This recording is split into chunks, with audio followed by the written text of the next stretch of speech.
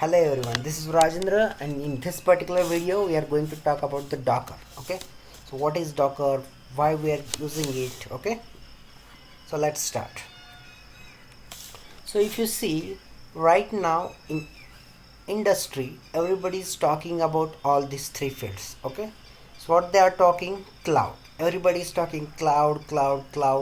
They want to move their projects to the cloud. Okay, so what are the benefits of moving the projects into the cloud? Okay, so there are multiple cloud providers in the industry. Okay, to name some, we have AWS. Okay, Amazon Cloud, then we have a Google Cloud, then Microsoft also providing the cloud in the form of Azure. Okay, and there are many more other as well. Okay, so all these are cloud providers. So what they are doing is they are providing the infrastructure to deploy your application, so that the company or the application owner does not care, don't need to care about infrastructure. They can just design their main application. Okay, and then they can focus on that itself. Okay, they don't even need to take care what all the resources or what all the type of infrastructure, what will be the production environment. So all this type of things, this application owner does not need to worry about. Okay, so that's why now everybody is talking about let's move their applications to the cloud. Okay, now to move the application to the cloud. Okay, so there are some certain requirements. Okay, it's not a requirement as such, but even the monolithic projects as well we can move on to the cloud. So what is monolithic means everything, means whatever all the components required for your application to run, whether it's a database, front end, back end, business logic. Okay, so everything will be bundled in a single application only. Okay, we call that as a monolithic application. Okay, now if that is the case, if we move that monolithic application on cloud. Okay, in that case what will happen, if something goes wrong, okay, in any of the module inside your application, so your complete application will be inaccessible. Okay, so that's the reason to move your projects on the cloud, we need to have our application in a microservices based manner. Okay, so we have to design our application in a microservices way. So what does microservices ways means, right?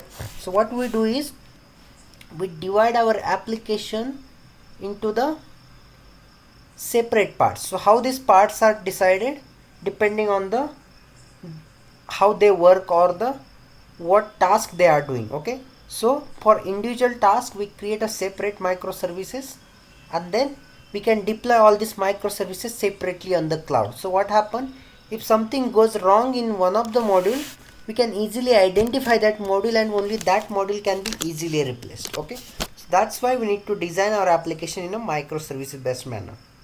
And now why DevOps required, because to help in this process to design your application in a microservices based and to deploy on the cloud, we need a DevOps environment or DevOps people to help in this migration process. Because where DevOps is required, as we discussed in our first video, this DevOps is works in between your developers, okay, and the operation team. Okay, so the operation teams work on the production environment, that is nothing but a cloud for us. Okay, and then this designing a microservices application, we need a developer. Okay, so to help interacting and make this development faster, we need DevOps team to do this all this task. Okay, so these are the three main areas where now industry is focusing, and that's why we have a very much and huge requirement in the industry. Now if you see some stats, like 80% of the workload that we have in the market right now is migrated towards the cloud. Okay, either migrated or in the process of migration, right? Now what is the benefit that we got, or the what is the requirement from the customers, is that they want to migrate the products on the variety of environments, right? Whether it's a should be a portable across different environments, like it's whether Windows, Linux, okay, or any Linux environment, okay. Now also they want to avoid the vendor lock-in. That means if they want to deploy some part of your application on one cloud, another part in another cloud, okay, so that is completely feasible with the current microservices architecture. There is no lock-in, like if I use a cloud provider, X cloud provider, then I should deploy everything on that provider only. So that's not a requirement. You can use a multiple cloud providers, and you can deploy your application.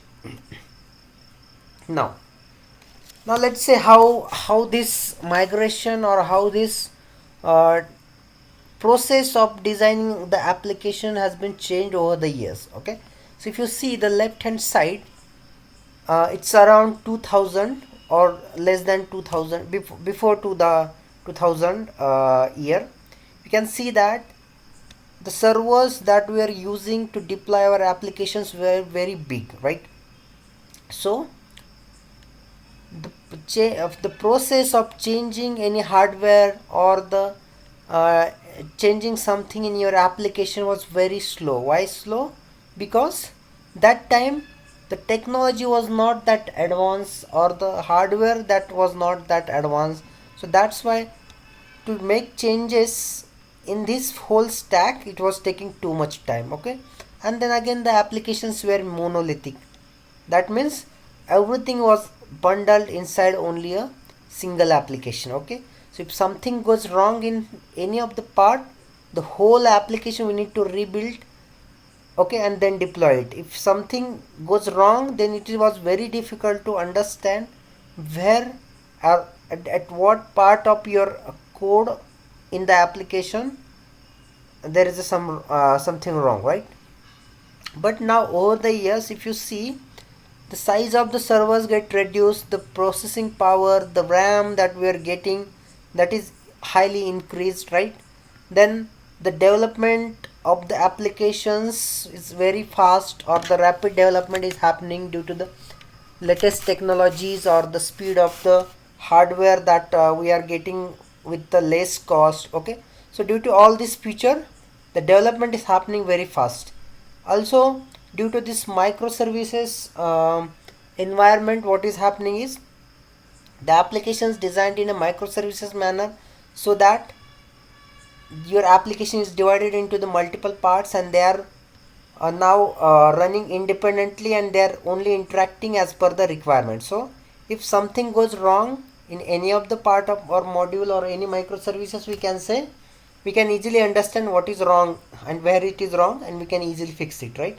And if you want to rebuild your application, no need to rebuild whole application, only that particular changed microservices can be easily rebuilt, and then can be easily deployed, okay. So these are some changes happened over the years, okay.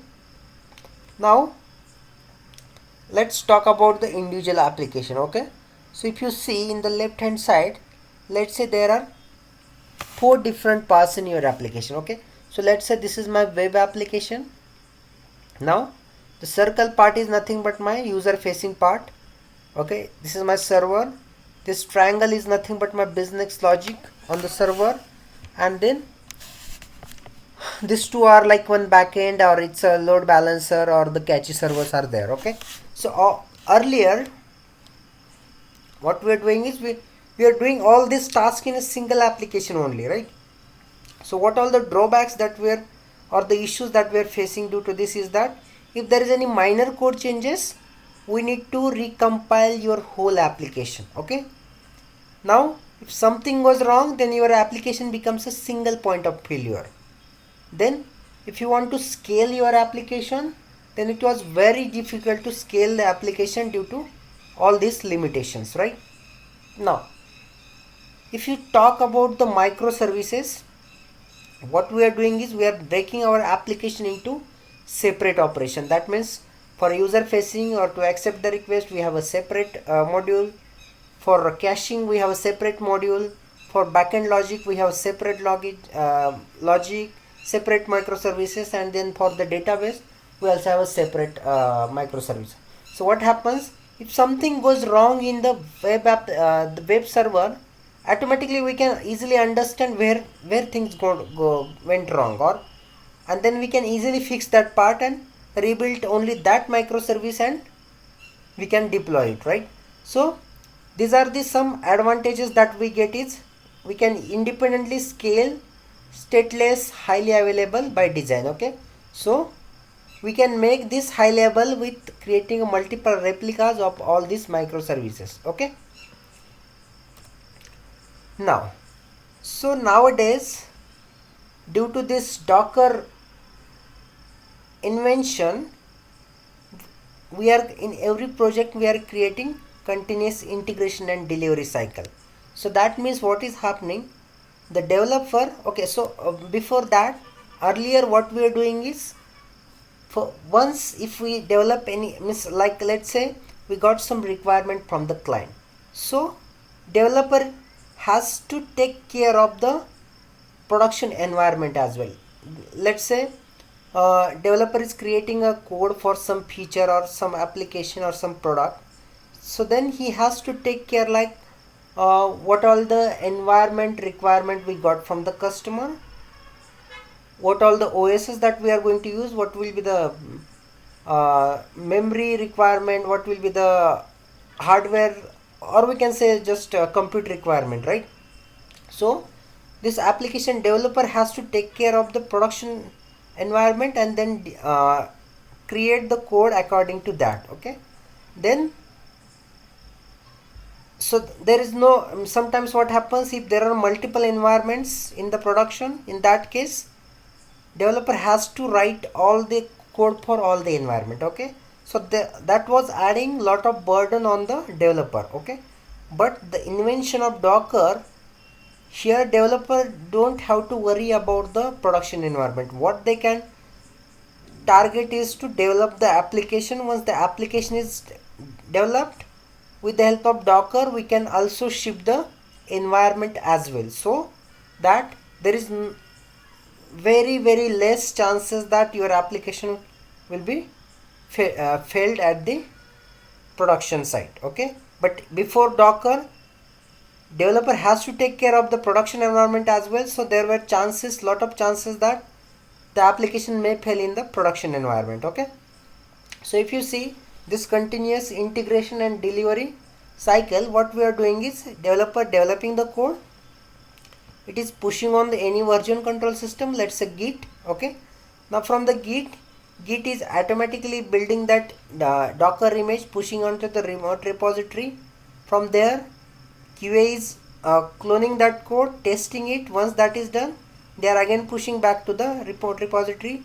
If while building or something went wrong on there, we are again getting back to the code to the developer again making changes, again pushing to the this version control system, then again building that image, pushing here, again QA testing. If everything goes well, again pushing here, and after that if everything is fine, then we are passing it to the production environment, and then sysadmin team is deploying that in the production environment. Okay, so this is how what happens in the continuous integration and delivery. Okay, now nowadays we see a lot of war between developers and operation team. Why?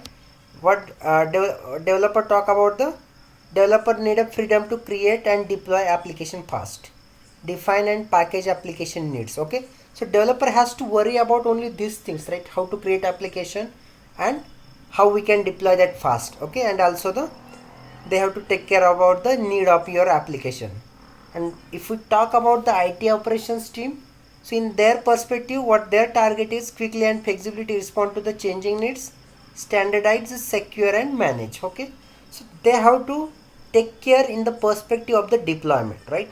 And instead in case of a developer, they have to take care about the quality of the product, and then in the operation team they have to take care about the deployment of the product. Now the operation team, okay, the operation DevOps team, the operation team need a knowledge of a diverse technology. Okay, like they need to know bare metal hardwares, okay, or the premises hardware. They need to know Linux OS. Then they need to know the traditional environment. Okay, so all these were the requirements before Docker came in picture. But once Docker came in picture, what all requires nowadays we require is the microservices we require, knowledge, cloud knowledge we required, virtual this virtual machine and all. So all this technology knowledge is required. Now there is a myth in biomodel IT. Okay, what they are saying is, so if you see we have a two columns and two rows. Okay, so in column we are giving microservices and traditional app, and then in the rows we are giving cloud or new infrastructure and the old infrastructure. Okay, so either you can have a old infrastructure and traditional app. Okay, you will be here in the below bottom right hand corner. Okay, or you can have a cloud infrastructure and the microservices. So you can have this in this particular block. Okay, so either or means if you are using microservices and if you are using cloud, then you will be in this section. If you have a traditional apps and old infrastructure, you will be here. Okay. Sorry. Now how we can enable all this journey is the design microservices, use the agile methods. Okay, and the discard, and you can discard the traditional apps. Okay, now all this microservices, agile process, traditional apps, all this can be deployed on the old infrastructure as well. But again, old infrastructure will not provide means it will provide the support for this, but the way cloud is providing, then that may not be feasible in the old infrastructure. Okay. Now to solve all this problem that we are facing, or whatever we have discussed till now, to solve all this problem, Docker will help us. Okay, so let's talk about some history about the Docker. So if you see, very first time in 2004, Solaris developed their containers. Okay, they have introduced the containers in 2004. After that, almost after 4 years, the first Linux container got introduced in 2008. Okay, so it took almost 4 years to develop the Linux container from this Solaris containers. Okay, but then after that again it took 5 years. Okay, after 5 years, Solomon Hykes, okay, started this Docker project inside a .cloud company. So it again took 5 years to someone to start on this Docker concept or the Docker project. Okay, and that was started in .cloud company. And then in March 2013, okay, the Docker made open source. Okay, in March 2013. Now in February 2016, the first Docker Enterprise Edition was, the commercial Docker Enterprise Edition was released in February 2006. So again it took almost 3 years to release the first commercial version. Okay, and now if we talk about from 2016 till 2020, in almost only 4 years, okay, we have 3300 plus contributors. Okay, then 43,000 plus stars, 12,000 plus folks. Okay, so all these stats are there in the next slide as well. So here you can see that now you can see that just in 4 years we got this incredible adoption. Okay, so if you see just 14 million plus Docker host. What is Docker host?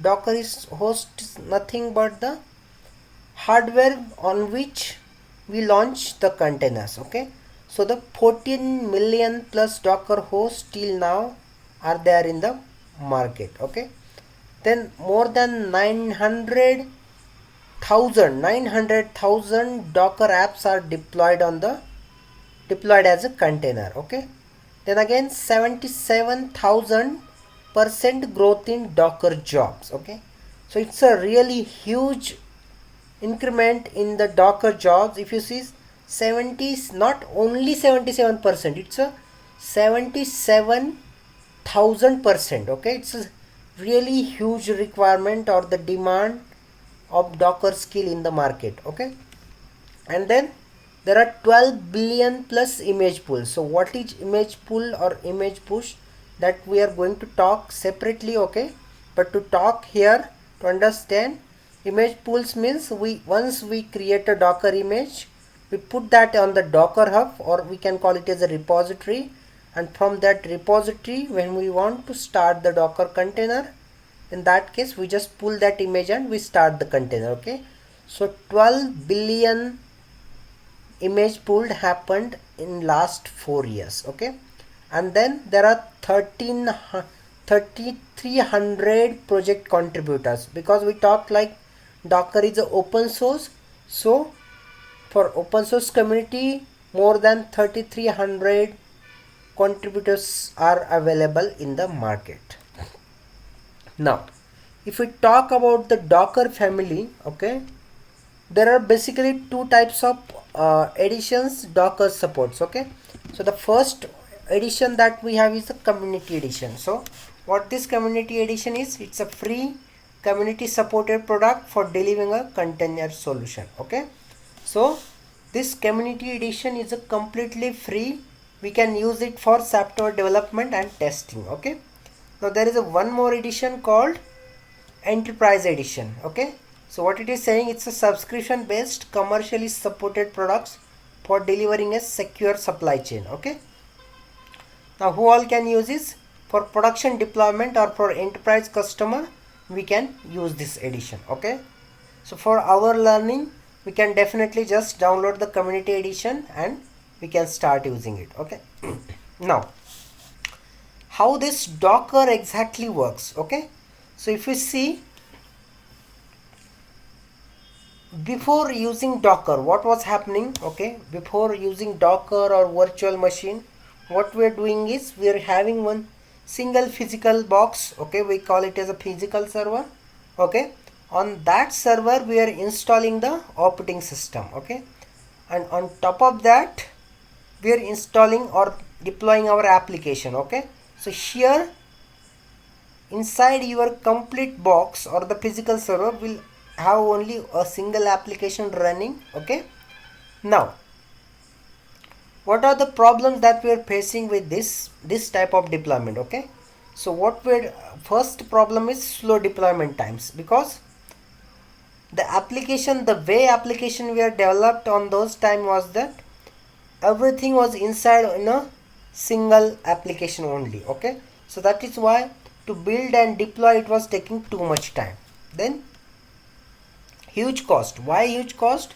Because here for single application we are completely allocating one physical server, then some compute resources, like let's say for your application 16 GB RAM, 100 GB hard disk. Okay, and there are some CPUs as well. Okay, so all these are allocated to this, so that is the reason it was costly. Now wasted resources. Why wasted resources? Because even though my application require only 4 GB, but in the perspective of the future we allocate 16 GB RAM. So most of the time the remaining resources that we are allocating for the system are still unused. Okay, so that's why the resources are getting wasted. Now difficult to scale. What does that mean? That means, let's say now your application is running and now application getting too much load. So due to that, now you want to scale your environment. Okay, so scale your environment means now you need to add more resources on your host. Okay, but that was very difficult because there were no availability of the hardware, or the vertical scaling was difficult. Okay, sorry, vertical scaling was difficult and horizontal scaling was not possible. Now if you want to migrate this, okay, then it was difficult because there was no guarantee that the application running on this hardware that also run on another hardware as well. Okay, So that's why it was difficult.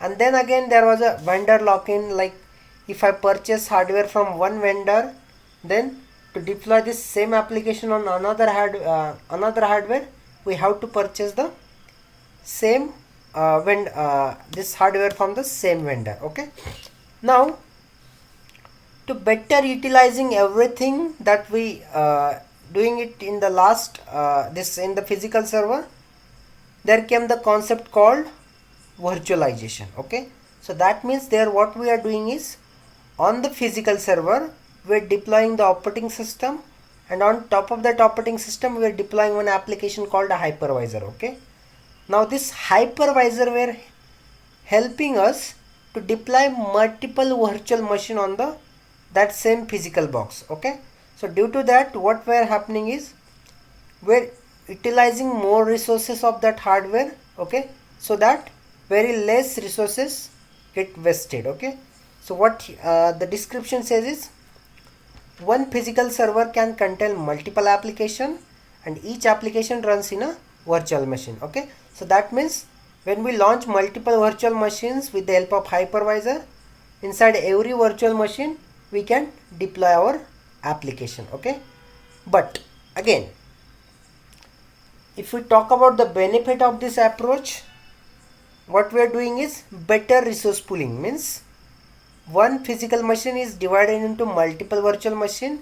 So due to that, if we have a multiple virtual machine on same host, it was easy to scale. Then if we launch multiple VM, then only you had to pay for that infrastructure, otherwise no need to pay. But there were some limitations as well. As we have seen is, even though we are starting the separate virtual machine, but again to start that virtual machine, again we need a guest operating system, and then only inside that we can start the application. Okay, so if you see, what we are doing is, we are starting the virtual machines, and then inside that virtual machine we are starting the guest OS, and inside that guest OS we are starting the application. Okay, so that is the reason there are some limitation, like again to start that VM we need a CPU, storage, RAM. Okay, so an entire guest operating system we are starting inside the virtual machine. Okay, so the more VMs you run, the more resources you need. Okay, so that means if I start 5 virtual machine, then inside every 5 means inside 5 virtual machine I need 5 operating system. So this 5 operating system will take more resources, right? Again, this guest OS means is, because we have seen that in the physical server we are wasting resources, that's why this virtualization concept came. But again, here as well we are starting the guest OS, so this guest OS also will waste some resources, right?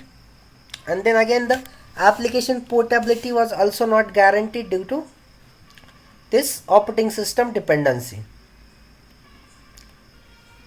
Now then comes the containers. Okay, so what is container?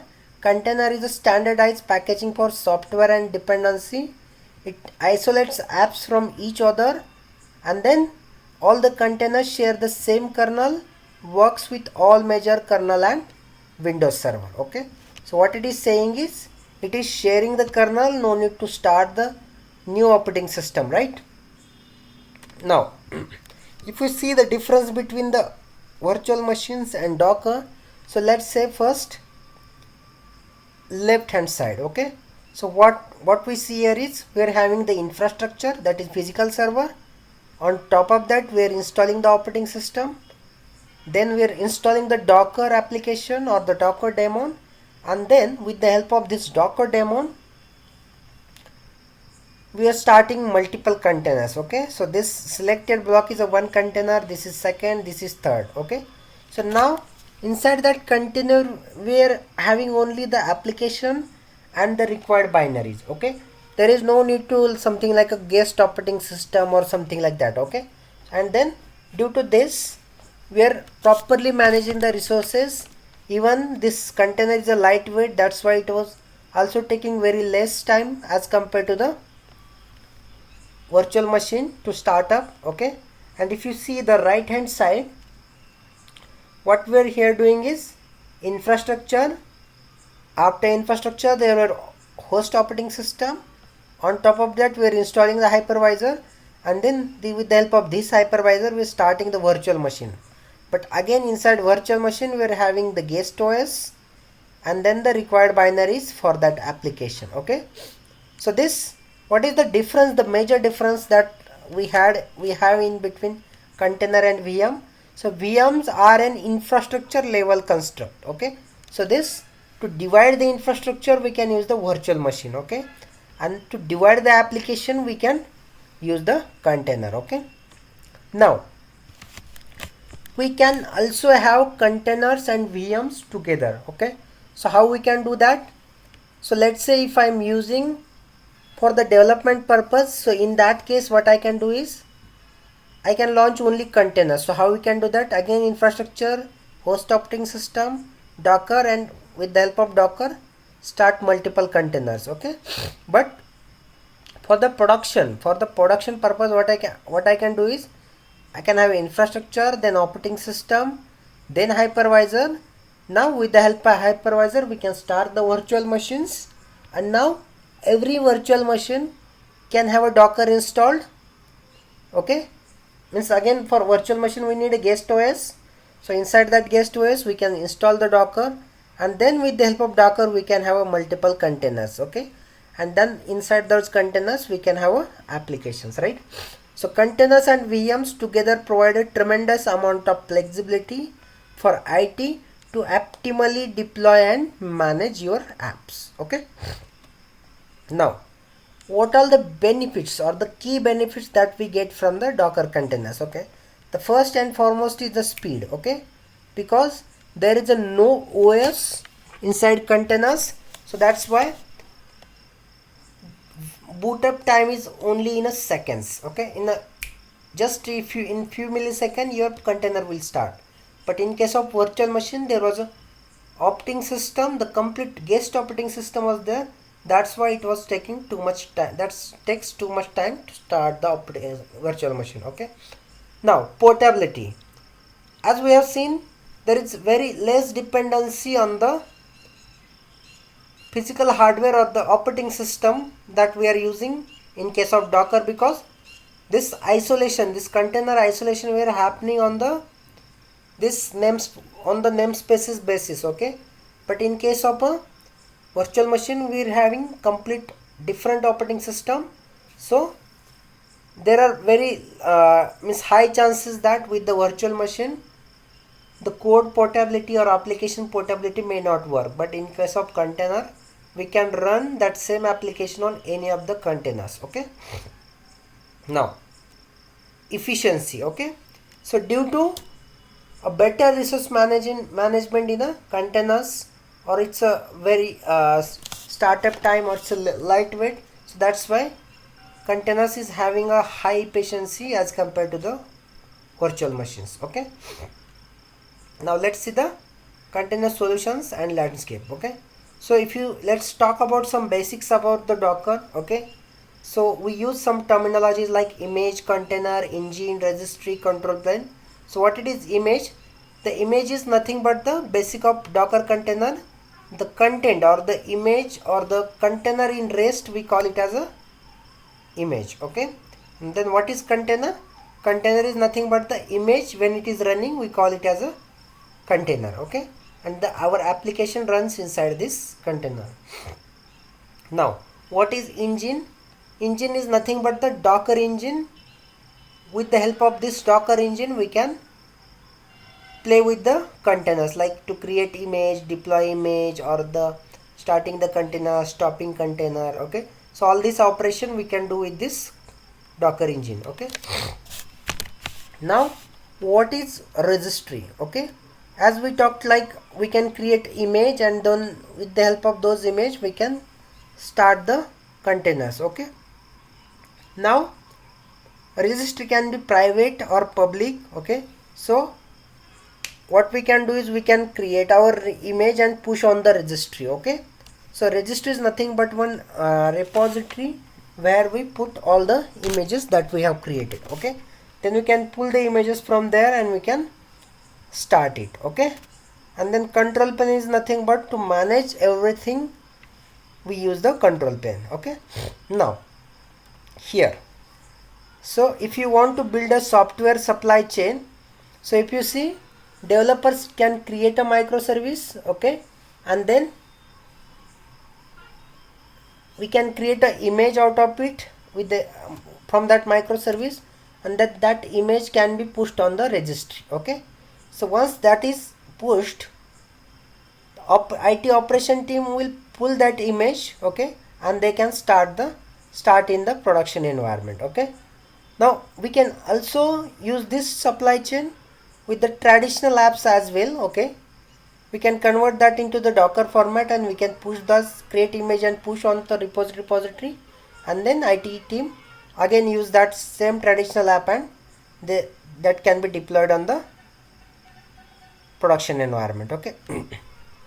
Now how we can provide the containers as a service. Okay, so if you see, this left hand side section is a developer section, and the right hand section is the IT operation team sections. Okay, so for building purpose, building your application, we can use the Dockers. Okay, so let's say these are the three different teams, okay, which are working on some project, so they can build their project and push on the registry. Okay, so once that is pushed here, operation team can just pull that and deploy it. Okay, so once deployed, they can scale in, scale out, and the monitor of all these containers can be done. Okay, now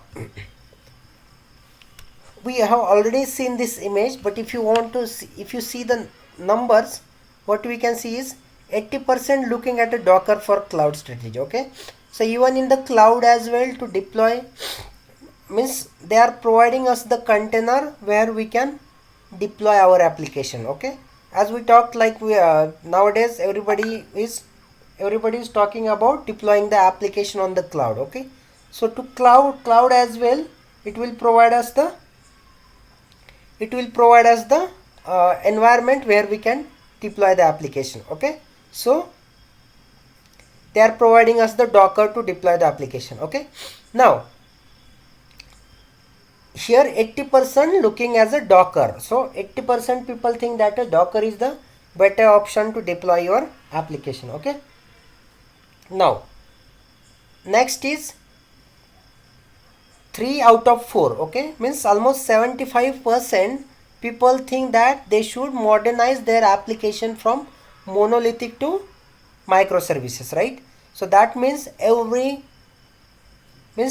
3 out of the 4 applications are nowadays modernized and deployed. Okay, so 75% increment is there. Now 44% of the people are using DevOps, okay, adopting DevOps with Docker. Okay, because with the help of DevOps, the process of deploying or migrating is getting very fast. Okay, so that's why almost 44% people are opting for DevOps. Okay, now if you see, every industry, whether it's a service provider, healthcare, finance, technical industry, insurance, or public sector, okay, everywhere the Docker is getting used. Okay, so if you talk there are some service providers like AT&T, Sprint, Verizon. So all these service providers are using Dockers nowadays. Okay, now if we talk about the healthcare science industry, there as well we have a Hudson Alpha, Merck, Optum, Amazon. All these companies are using Dockers. If we talk about the financial services, then again ADP, Visa, Social Generate, Northern Trust, all these companies are using Docker. In the technical industry, we have Juniper, RSA, TIBCO, Splunk. All these companies are using Docker.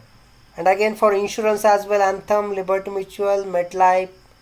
For public sector as well, GSA, Indian Industry, CDC. All these are so if we just summarize it, in the every industry, Docker is the mainstream now used. Okay, now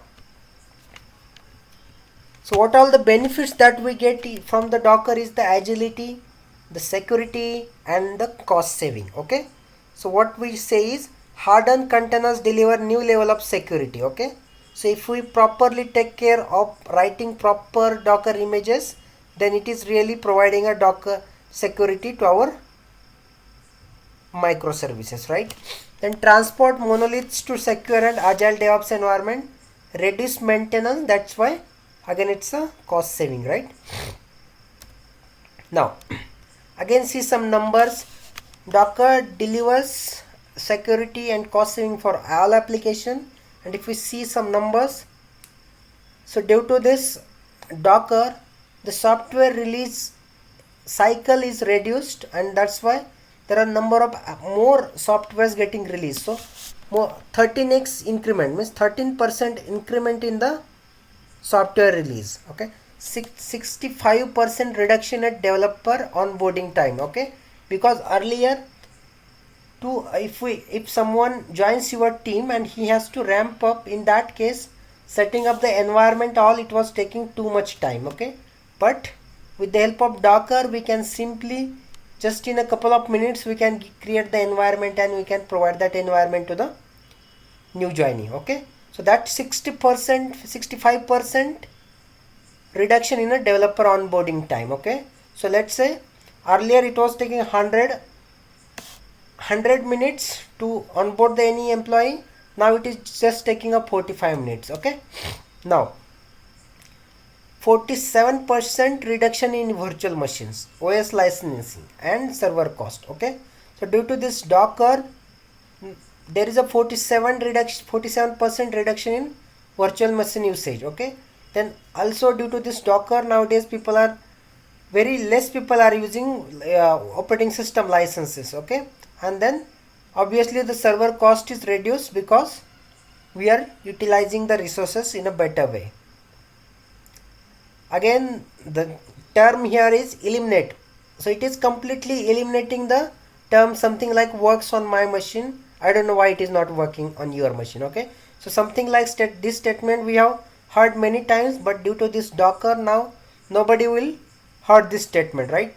Because here we are also pushing the environment as well with your application. Okay, then there is a 62% reduction in MTTR as well. Okay, and then 10x, more than 10 times cost reduction in the maintaining existing application, because with the help of Docker the managing of the application is getting easier. Okay, so that's why there is a more than 10%, there is a 10 times cost reduction is happening. Okay, now so here we have only one platform, one journey for application, all application, right?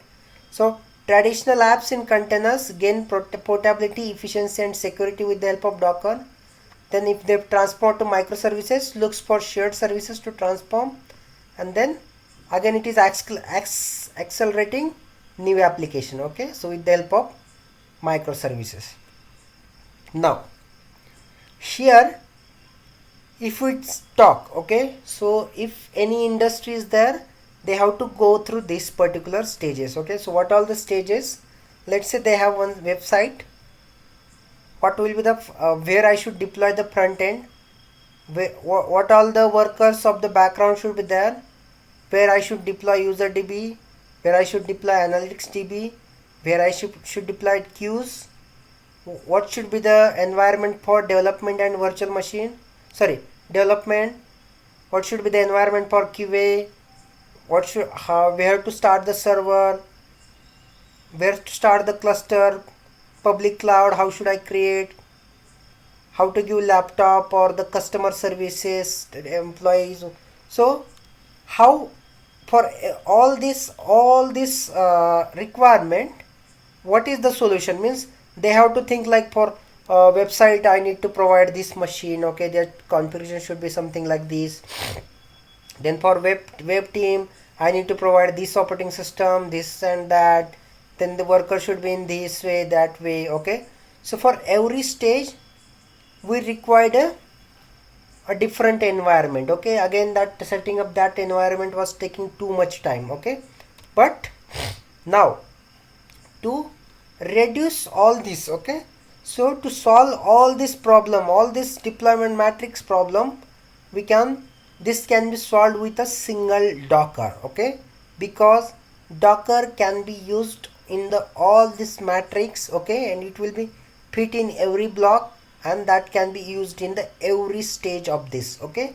So that is the reason Docker is very hugely popular nowadays, and there is a very huge demand in the market for Docker's skills, okay. So this is the reason we need to learn Docker very deeply, okay. So that's it in this particular video, okay. Again, in the next video we are going to start with your practical knowledge for the Docker, okay. So how to install that, how to use that, how to see all the command, okay. So we'll start in the next video about all the practicals, okay. So thanks.